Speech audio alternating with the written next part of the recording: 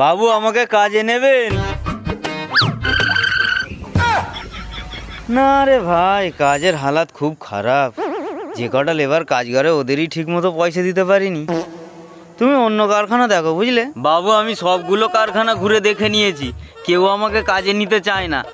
শুনলাম এখানে যত সব আলতু ফালতু লেবারদের আপনি কাজে নেন, সেই জন্য আপনার কাছে এলাম। ও সিরাজদা, এ আমাদের আলতু ফালতু বলছে। আরে আলতু ফালতু তোদের বলছে ঠিক আছে, তার সঙ্গে আমাকেও বলছে।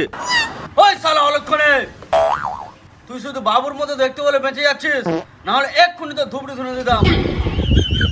ভাই তুমি যাও, বুঝলে, না হলে আমার কারখানাটা এক্ষুনি ভেঙে যাবে।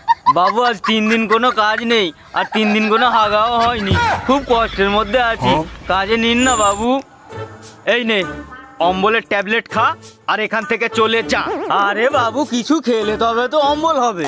টাকা নেই, খাওয়া নেই, অম্বল নেই, হাগা নেই। দেখ ভাই, এমনিতে আমি এখানে সব দপড়া লেবারদের নিয়ে কাজ করি খুব কষ্টে। ও সিরাজদা, এ আমরা দপড়া? তুই আমাকেই পাচ্ছিস সব কথা জিজ্ঞাসা করার জন্য? তার উপরে তুই যদি অলক্ষণে আসিস, আমাকে তো কচু গাছে দড়ি লাগিয়ে ঝুলতে হবে। তার থেকে বরং তুই 100 টাকা রাখ, আর এখান থেকে দূর ভাগ যা। তোদের একটা কথা বলবো না। তোরা এইরকম কেন?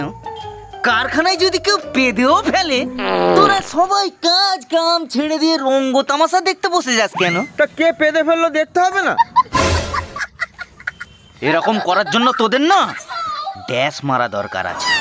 বাবু ড্যাশ মারা দরকার আছে মানে? শূন্যস্থানটা পূরণ করে নাও। বাবু, এই শূন্যস্থানটা আমি পূরণ করতে পারবো। একটাই তো প্রশ্নের উত্তর জানি, তাও দিতে দিল না।